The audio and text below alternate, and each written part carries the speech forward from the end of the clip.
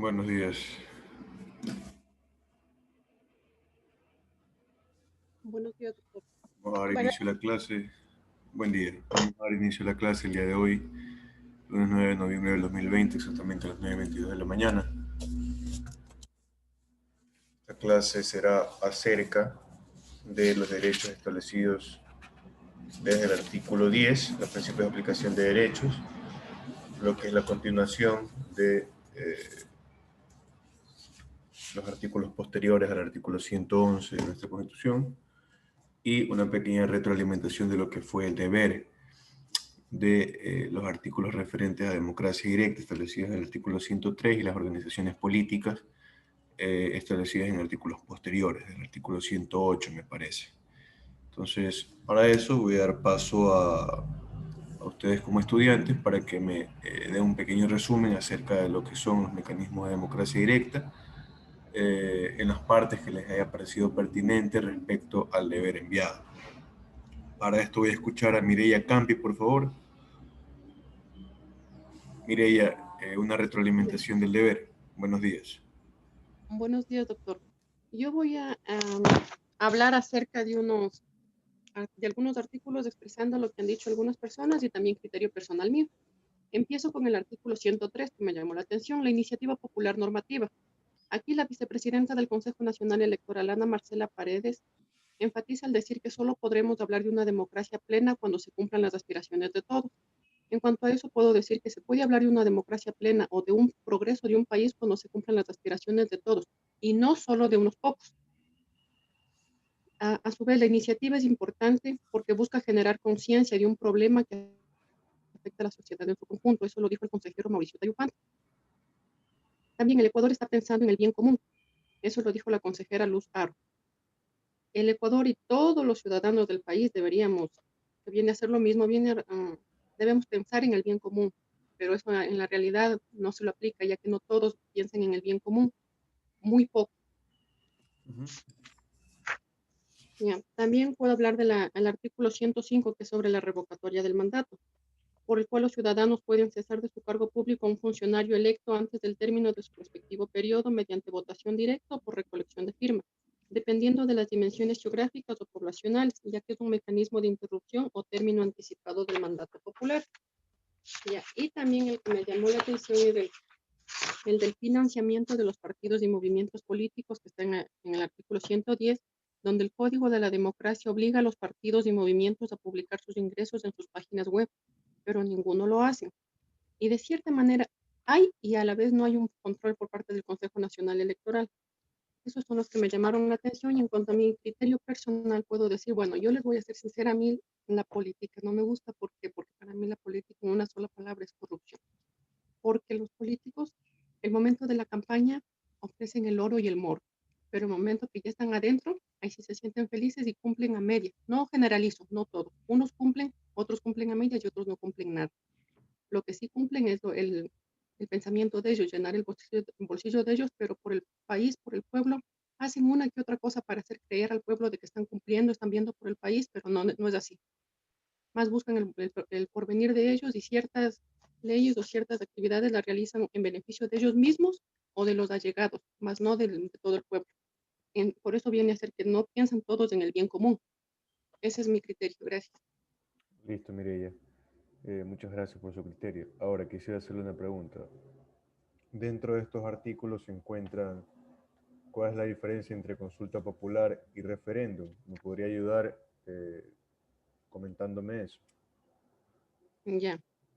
Puedo decir que referéndum es cuando se somete al pueblo para que decida sobre un asunto normativo concreto que pueda aceptar o negar una propuesta del gobierno.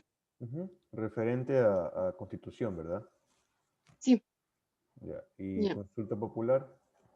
Consulta popular, en cambio, es un mecanismo mediante el cual se convoca al pueblo a decidir sobre un tema de interés nacional y también se la Nacional. conoce como sufragio popular. Exactamente, sí. Sobre leyes menores. Sí. Modificación de leyes Ujú. menores. Claro. Muchas gracias, Mireia, por su intervención. Vamos a Ya. proceder ahora a darle la palabra a Estefanía Ramírez. Buen día, Estefanía. Buen día, doctor. En manera general, me parecen muy importantes los artículos que fueron analizados, por cuanto constituyen justamente esa facultad que de alguna manera la Constitución le emite a la ciudadanía. También sería un cierto tipo de responsabilidad para estar siempre pendientes y al tanto del ordenamiento jurídico, para en caso de encontrar algún tipo de norma que sea inconstitucional o que no tenga ni pies ni cabezas, pues poder solicitar que se la reforme o se la derogue, o inclusive en el caso de poder encontrar algo que no está aún positivado en alguna norma, pues solicitar que se lo cree. También me parece muy importante esto en cuanto nos permite como ciudadanos estar pendientes también, por ejemplo, de la administración o el trabajo de algunas autoridades públicas. Y en el caso de ver pues que no están cumpliendo con su trabajo, con el deber, con su compromiso en el momento en el que fueron elegidos, pues también se puede solicitar la revocatoria de su mandato. Entonces, como lo decía al inicio, es muy importante porque faculta y nos permite como ciudadanía estar pendientes y participar, tal cual lo dice en su título, de una manera directa en la formación y el desarrollo del Estado ecuatoriano, y no solamente dejarlo todo a las autoridades, porque como ecuatorianos también tenemos esa potestad de hacer, de participar y hacer un mejor país de cierta manera. Y en cuanto a a la sección de las organizaciones políticas, es interesante porque de alguna manera nos permite reconocer algunas diferencias entre partido político y movimientos, y también los derechos de estos, los requisitos que deben tener para poder conformarse, como por ejemplo que deben de tener nombres, símbolos, siglas, emblemas distintivos, registros. Y algo muy importante también en cuanto manifiesta que deberán ser financiados por los aportes de sus afiliados. Entonces, esto nos permite entender eso y poder controlar de cierta manera, ¿no? Entonces, eso sería mi aporte, doctor. Listo, muchas gracias, Estefanía. Y recordar, por supuesto, que para poder acceder desde el pueblo a este tipo de democracia, debemos asimismo agruparnos y seguir lo que son los requisitos establecidos en nuestra Constitución. Respecto al padrón electoral y respecto a la cantidad de personas que deben estar de acuerdo para mandar el proyecto a la Asamblea, ¿no? Proseguimos entonces, ya analizado este tema de democracia directa y el tema de organizaciones políticas, con el artículo 112 de nuestra Constitución respecto a la representación política, ¿no? El artículo 112, que vamos a proceder a leer: los partidos y movimientos políticos o sus alianzas podrán presentar a militantes, simpatizantes o personas no afiliadas como candidatas de elección popular. Los movimientos políticos requerirán el respaldo de personas inscritas en el registro electoral de la correspondiente jurisdicción en un número no inferior al 1.5%, ¿no? Respecto a esto, podemos manifestar que el artículo 112 establece los términos partidos y movimientos políticos. Estos términos presentan varias diferencias. En primer lugar, el partido es una institución permanente que refleja el pluralismo político, promueve y encausa la participación de los ciudadanos y ciudadanas y contribuyen, por supuesto, a la formación y manifestación de la voluntad popular. Sin embargo, tienen un único objetivo, tienen una única meta, que es la de acceder al poder, a los cargos de elección popular y de influir, por supuesto, en las decisiones políticas y democráticas de la nación. En contraste tenemos a los movimientos políticos, que no se organiza para que los miembros sean elegidos por instituciones de poder político, es decir, por cargos de elección popular, sino más bien anima a convencer a los ciudadanos y al gobierno para que puedan emprender acciones respecto a asuntos y preocupaciones que son el foco del movimiento, ¿no? Únicamente son actores sociales que se encargan de determinada función. tenemos como movimiento político, por ejemplo, el movimiento Madera de Guerrero, que se encarga como una especie de cantera de crear a los nuevos políticos, a las nuevas figuras representativas para el Partido Social Cristiano. Son diferentes entes, el Movimiento Madera de Guerrero y el Partido Social Cristiano. Más para, en este caso, hacer una explicación un tanto más práctica, ¿no? Hay movimientos provinciales, como les manifestaba, que fungen a manera de cantera para jóvenes políticos. Estos movimientos enseñan valores, enseñan principios políticos, asimismo existen movimientos que sirven para impulsar trabajo, educación y a cuestiones referentes al régimen de buen vivir. Un dato importante es que en el Ecuador, hasta abril del 2020, existían 8 partidos políticos, 16 movimientos nacionales, 32 movimientos provinciales, 167 movimientos cantonales, 20 movimientos parroquiales, dando un total de 283 instituciones políticas aprobadas por el Consejo Nacional Electoral, según información de la página oficial del cne.gov.es, ¿no? Los requisitos para inscribir un movimiento político son variados. Entre estos tenemos la solicitud de inscripción referente o que se exteriorice por medio de la petición de inscripción dirigida a las autoridades del CNE o a sus delegaciones provinciales, ¿no? Las delegaciones que hagan las veces el CNE en cada provincia, ¿no? Asimismo tenemos lo que es el acta de fundación, que debe incluir la voluntad de los fundadores de constituir la organización política. Lo que son declaración de principios, que debe contener los lineamientos filosóficos, políticos, ideológicos que siguen los miembros de la organización. Programa de gobierno, que debe establecer acciones básicas que se propone realizar de acuerdo al ámbito de la organización. Distintivos, como son las letras, símbolos, emblemas, colores y cualquier signo distintivo que pueda ser usado por la organización. La nómina de órganos directivos y sus integrantes. Debe especificar dignidad, nombres y apellidos completos, número de cédula de ciudadanía y firma de aceptación del cargo a desempeñar. Por lo general, estas organizaciones se dividen en grupos o en comisiones. Entonces, habrá que especificar cada una de estas comisiones y quién será el representante de cada comisión. Lo que son las actas de constitución directivas, actas de constitución de directivas provinciales, cuando sea, por supuesto, un movimiento nacional, nómina de promotores y copia certificada del estatuto o régimen orgánico.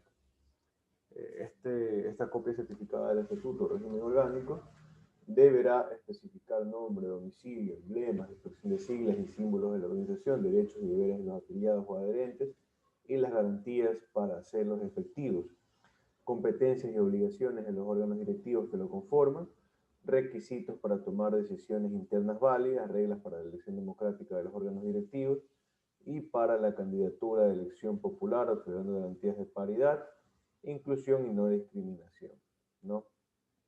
No discriminación, mecanismos también de lo que son las reformas de los estatutos, los plazos pactados para poder cambiar los estatutos, por ejemplo, funciones y atribuciones de los regímenes, de los órganos, directivos, responsables económicos, consejos de disciplina y ética, defensoría de los afiliados o adherentes, centro de formación política y órgano electoral central.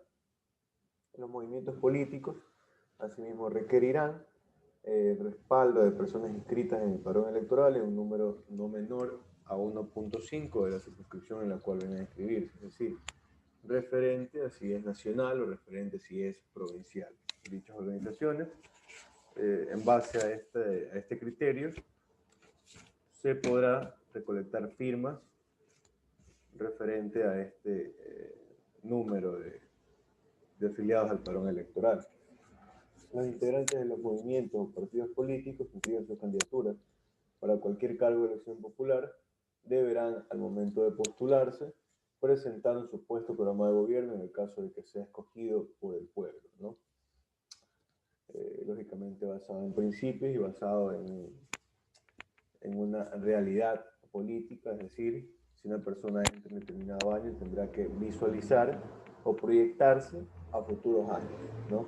Referente a cómo se desenvolvería su gobierno, la parte económica, social y política, con el fin de publicitar a la sociedad, para que la sociedad pueda analizar las propuestas de cada uno. Respecto al artículo 113 de la Constitución de la República del Ecuador, muestra prohibiciones para postularse a cargos de elección popular. En base a estas prohibiciones, las distintas organizaciones políticas podrán, por medio de su representante legal, nacional o provincial, presentar objeciones en el plazo de 48 horas posteriores a la inscripción de un candidato específico, ¿no? Asimismo, y precautelando lo que es el derecho a la defensa, el organismo electoral, en el plazo de un día, correrá traslado al candidato objetado para que en el plazo de otro día éste conteste a la objeción. Es así que con la contestación o la no contestación, también denominada como rebeldía, se resolverá en el plazo de 2 días esta inconformidad, ¿no? Las objeciones respecto de las candidaturas nacionales se presentarán en el CNE, y las objeciones a las candidaturas nacionales en primer lugar se presentarán ante el CNE, y la objeción a las candidaturas regionales se presentarán ante la Junta Provincial, que tenga como sede la capital de la correspondiente región. Todo lo manifestado tiene como base legal el artículo 101 del Código de la Democracia vigente, ¿no?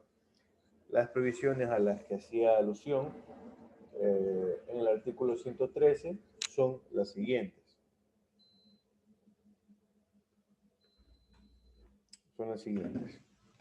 En primer lugar, el numeral 1 del artículo 113 determina no proceder contratos con el Estado para ejecución de obra pública, prestación de servicio público o explotación de recursos naturales, entendiéndose como servicios públicos como todas aquellas actividades llevadas a cabo por el Estado del Ecuador, por los organismos del Estado. Desde el ejemplo más ínfimo, como puede ser un profesor universitario que trabaje para una universidad pública. En estos casos, antes de inscribir su candidatura política, tendrá dos opciones.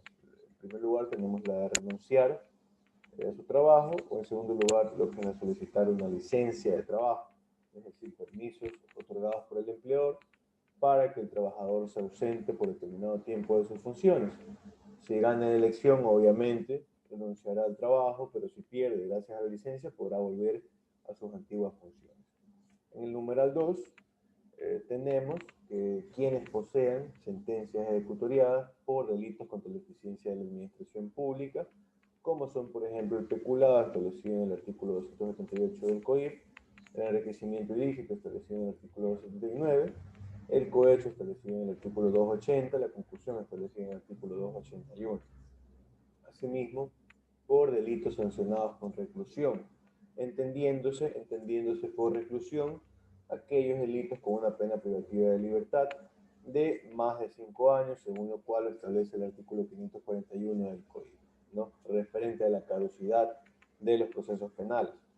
En el numeral 3, asimismo, quienes adeuden tendrá como prohibición para acceder a cargos de elección popular o postulación para cargos de elección popular aquellos que adeuden pensiones alimenticias.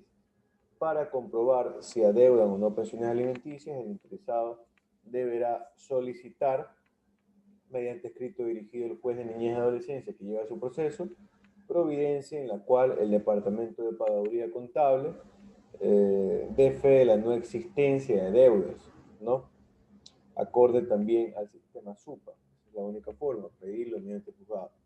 O asimismo regirse al sistema electrónico SUPA con una desmaterialización, ¿no? Existen las dos maneras, sin embargo, la más confiable y la más efectiva en este caso es la de solicitarla directamente al juzgado. La otra quedaría únicamente para casos ya extremos, ¿no? No se podrá denegar los derechos de participación por el simple hecho de que el interesado se encuentre demandado, es decir, deberá adeudar pensiones alimenticias, no únicamente estar demandado en el sistema SACH, ¿no? De acuerdo al numeral 4, vamos a proceder a leer el numeral 4. Las juezas y jueces de la función judicial, del Tribunal Contencioso Electoral y los miembros de la Corte Constitucional y el Consejo Nacional Electoral, salvo que hayan renunciado a sus funciones 6 meses antes de la fecha señalada para la elección. En estos casos, lógicamente precautelando lo que es la independencia e imparcialidad para las cercanas elecciones. Respecto al numeral 5, entendemos que según el artículo 3 de la Ley Orgánica de Servicio Exterior, que el Servicio Exterior de la República se encuentra conformado por el Ministerio de Relaciones Exteriores, Misiones Diplomáticas y las oficinas consulares. Se establece entonces, según establecido en el artículo numeral 5, perdón, de este artículo constitucional, artículo 113, la prohibición para las personas que actúan como miembros del servicio exterior para asegurar así la independencia y la imparcialidad, ya que dentro de los cargos podrían negociar y utilizar el aparato estatal a su favor para poder conseguir votos. Y si esto pasara, existiría una pronunciada desigualdad con los demás candidatos para la designación de representantes ecuatorianos en el exterior. Lógicamente, las personas que trabajen como miembros del servicio exterior, antes de postularse para cargos de elección popular, deberán renunciar a su cargo por lo menos 6 meses antes, ¿no? Proseguimos entonces con el numeral 6. Vamos a proceder a leer el numeral 6. Los servidores y servidoras públicas de libre nombramiento y de remoción y los de periodo fijo, salvo que hayan renunciado con anterioridad a la fecha de inscripción de su candidatura. Entendemos entonces que el libre nombramiento y remoción, según el artículo 81 de la Ley Orgánica de Servicio Público, tendrá únicamente carácter excepcional y se traduce en que la persona que ha de ocupar un empleo público puede ser nombrada y también desvinculada por quien tenga la facultad de hacerlo, sin ningún tipo de garantía, ¿no? En base a la facultad discrecional. No hay un tiempo pactado para la renuncia anterior en este tipo de situaciones, ya que el tener una inestabilidad laboral por medio de este libre nombramiento y remoción, gracias a la modalidad del nombramiento provisional, se entenderá entonces que la influencia que tiene esta persona sobre sus compañeros es mínima, ¿no? Por tal motivo no hay un tiempo pactado anterior para poder renunciar a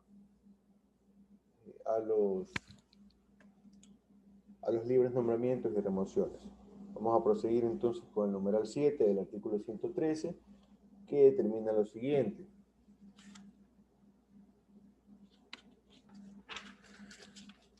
No podrán ser candidatos a elección popular, a cargos de elección popular, quienes hayan ejercido autoridad ejecutiva en gobiernos de facto, es decir, quienes hayan tomado el mando del país a la fuerza formando una dictadura. En base a este razonamiento, el triunvirato militar, conformado por Alfredo Poveda, que representó la Fuerza Naval, Guillermo Gran Arcentales, que representó la Fuerza Terrestre, y Luis Leoro Franco, que representó la Fuerza Aérea, derrocando al general Guillermo Rodríguez Lara, ninguno de estos señores podría, si lo quisiera, ser candidatos de elección popular a ningún cargo, ¿no? Respecto al numeral 8, no creo que haya mucho que explicar. Los miembros de las Fuerzas Armadas y de la Policía Nacional en servicio activo, lógicamente precautelando lo que es la independencia e imparcialidad en este tipo de situaciones. Vamos a la revisión del artículo 114. Vamos a leerlo expresamente, según lo cual establece la norma. Las autoridades de elección popular podrán reelegirse por una sola vez, consecutivo o no, por un mismo cargo. Las autoridades de elección popular que se postulen por un cargo diferente deberán renunciar al que desempeñen. Respecto a esto, este artículo se muestra en su forma original, tal cual se promulgaba en la primera edición de la Constitución de la República del Ecuador del 2008, ¿no? Digo forma original, ya que el 3 de diciembre del 2015 la mayoría del bloque Alianza País en la Asamblea Nacional aprobó el proyecto remitido por el expresidente Rafael Correa, en el cual se permitió la reelección indefinida. Sin embargo, el 4 de febrero del 2018, en Ecuador se realizó un plebiscito compuesto por 7 preguntas. Las 5 primeras preguntas, a manera de referéndum, que iban a modificar lo que era la Constitución, y las 2 finales a manera de consulta popular, ya que modificarían únicamente leyes menores y ordenanzas, entre otras circunstancias, ¿no? La pregunta 2 de este referéndum fue acerca de la reelección indefinida, y el pueblo ecuatoriano dio paso, por supuesto, a la alternabilidad en el poder, dejando expresamente sin valor lo que era la elección indefinida, ¿no? Poniendo por encima, en este caso con la alternabilidad de poder, poniendo por encima los derechos de todas las personas en sociedad, a intentar postularse en cargos de elección popular sobre los derechos de participación individuales de personas que deseen perpetrarse indefinidamente en el poder. Ese fue el criterio que tomó la mayoría de la sociedad al momento de elegir lo que era la erradicación de la elección indefinida y, por supuesto, dar paso a la alternabilidad en el poder. Proseguimos con el artículo 115 de nuestra Constitución, que manifiesta que el CNE destinará igual cantidad de presupuesto a cada uno de los partidos políticos participantes en la fiesta democrática venidera, ¿no? Basándose lógicamente en parámetros acerca de que si es una candidatura nacional o provincial. Respecto a esto se entregará cierta cantidad de dinero, de fondos, ¿no? Asimismo podrán habilitarse distintos espacios de debate en los que los candidatos puedan publicitar un programa de trabajo. Pueden publicitar su programa de trabajo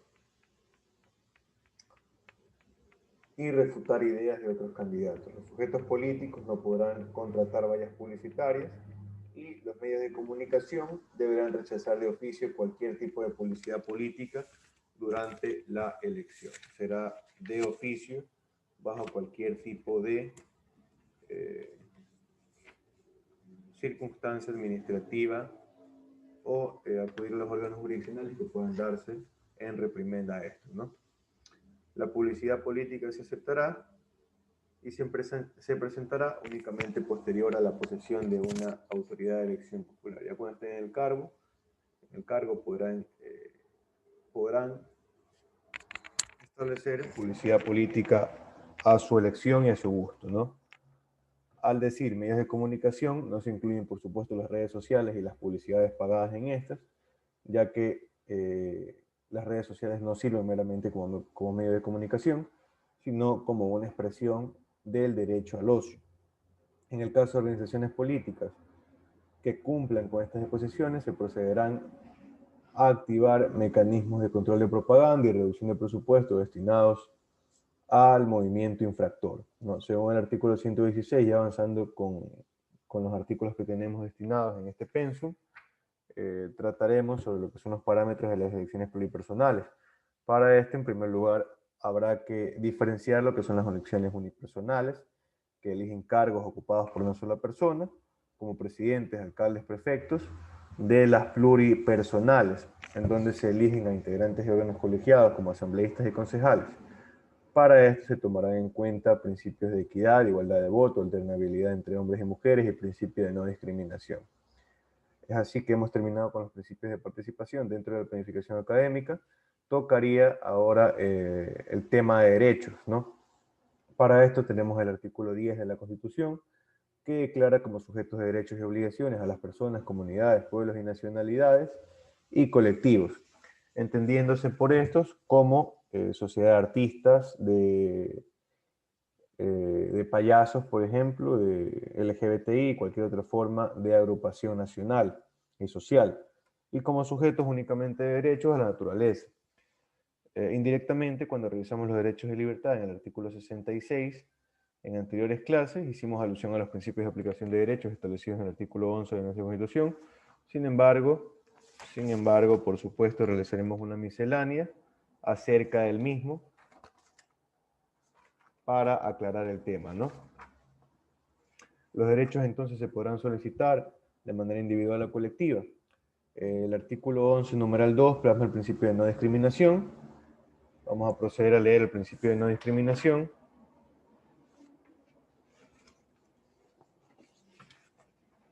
Nadie podrá ser discriminado por razones de etnia, lugar de nacimiento, edad, sexo, identidad de género, identidad cultural, estado civil, idioma, religión, ideología, afiliación política, pasado judicial, condición socioeconómica, condición migratoria, orientación sexual, estado de salud, portar VIH, discapacidad, diferencia física, ni por otra distinción personal o colectiva, temporal o permanente, ¿no? En base a estos criterios, También se hace alusión a la igualdad formal, referente a la garantía de igualdad de trato o de identidad de trato a destinatarios de la norma jurídica.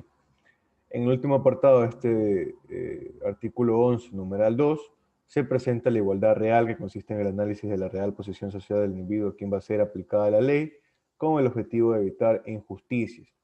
La igualdad material o real se llevará a cabo mediante medios de acción o medidas de acción afirmativa, es decir, medidas legales, administrativas o prácticas encaminadas a reducir prácticas discriminatorias y la desigualdad hacia sectores que históricamente han sido excluidos, como los afroecuatorianos, indígenas, homosexuales, entre otros, por medio de tratamientos preferenciales y en ciertos casos extremos de selección expresa, ¿no?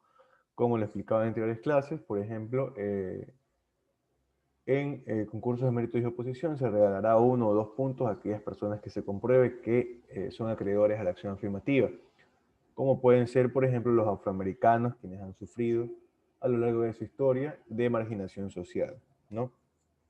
Los derechos, asimismo, y según el artículo 11, numeral 3, serán de directa e inmediata aplicación, recordando que según el artículo 425 de la Constitución de la República del Ecuador, la Constitución se encuentra en la cúspide de la pirámide de Kelsen. Por tal motivo, no se restringirá su aplicación por ninguna norma inferior. Asimismo, los servidores públicos, administrativos o judiciales deberán aplicar el principio de favorabilidad cuando se traten de derechos y garantías constitucionales. Acerca del principio de favorabilidad, se muestra lo que es el artículo 77, numeral 5 de la Constitución de la República del Ecuador, que dispone que en caso de conflicto entre dos leyes de la misma materia de contemplan acciones diferentes para un mismo hecho, se aplicará la menos rigurosa, aun cuando su promulgación sea posterior a la infracción. En caso de duda sobre una norma que contenga sanciones, se le aplicará el sentido más favorable a la persona infractora. De la misma manera vemos este principio en el artículo 5, el numeral 2 del COIR, el principio de favorabilidad. Además de esto, será inconstitucional cualquier acción o omisión que disminuya, menoscabe, abandone injustificadamente el ejercicio de derechos por parte de servidores públicos, tomando en cuenta el artículo 169 de la Constitución de la República del Ecuador, acerca de que no se sacrificará la justicia por la sola omisión de formalidades, entendiendo entonces que si no se reforma la demanda inicial en un proceso determinado, no existirá necesidad de declarar la nulidad del proceso, y tomando en cuenta también el artículo 11, numeral 9, que textualmente expresa que el más alto deber del Estado consiste en respetar y hacer respetar los derechos garantizados en nuestra Constitución. Se entenderán entonces como abusos del poder público, lo que es la detención arbitraria por parte de servidores públicos policiales, es decir, cuando no existe probabilidad o evidencia de la comisión flagrante de un delito y sin orden judicial por boleta, se viola el debido proceso, ¿no? Otra forma de violación por parte de funcionarios públicos viene a ser la violación del derecho de tutela judicial efectiva en cualquiera de sus etapas, como puede ser no permitir el acceso a la justicia, no brindar un defensor público en el caso de que el procesado no tenga medios económicos para contratar a uno privado, entre otros, ¿no? También tenemos el error judicial, que es el falso concepto que tiene el juez respecto de la verdad de los hechos, que son materia del proceso. Existirá error judicial en 3 circunstancias. En primer lugar, cuando hay errónea apreciación de los hechos, cuando hay un mal encuadramiento de las circunstancias fácticas en el ordenamiento jurídico, o la utilización errónea de normas, ¿no?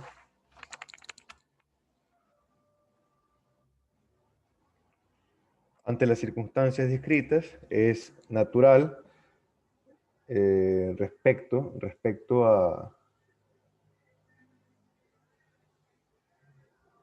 Bueno, si la errónea apreciación de los hechos se ha validado en virtud de documentos o testigos falsos o por fraudes procesales, como por ejemplo que se compruebe la existencia de una persona que se creía muerta, la parte afectada podrá en cualquier tiempo proponer ante la Corte Nacional de Justicia un recurso de revisión. Para que se otorgue lo que es un derecho de repetición, en el cual el Estado va a indemnizar a aquella persona que ha sido afectada y asimismo podrá repetir en contra del funcionario causante de este daño vulnerado, ¿no? de este derecho vulnerado. Ante las circunstancias descritas, es natural que el desencadenante de tales daños debe hacerse personalmente responsable de los mismos y en consecuencia es perfectamente coherente con un sentido de la justicia y la reparación de los daños ocasionados por una ejecución precipitada de la gente, ¿no? De la gente en este caso. Ya terminada la explicación del día de hoy, no queda más que recordarles que el deber del modo ya se encuentra subido. El deber es acerca de los artículos 167 hasta el 176 referente a la función judicial y a la justicia indígena y se podrá subir hasta el miércoles 11 a las 12 de la noche. Eso ha sido todo por hoy. Les agradezco por la atención prestada y les deseo un feliz inicio de semana. Muchas gracias. Muchas gracias igualmente, doctor. Y buen inicio de semana. Hasta luego. Gracias, hasta luego.